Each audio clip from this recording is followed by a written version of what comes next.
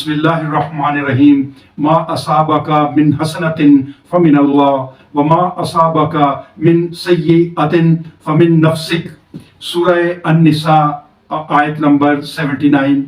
اس میں اللہ پاک فرما رہا ہے جو پہنچتی ہے تم کو کسی قسم کی بلائی سو وہ اللہ کی طرف سے ہے، اور جو پہنچتی ہے تم کو کسی قسم کی برائی تو تمہارے نفس کی طرف سے ہے۔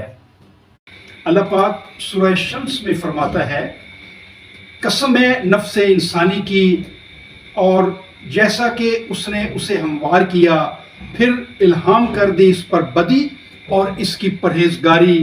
اللہ تعالیٰ اس میں فرما رہا ہے کہ انسان میں اس کی بدی اور اس کی پرہیزگاری اللہ نے الہام کر دی ہے۔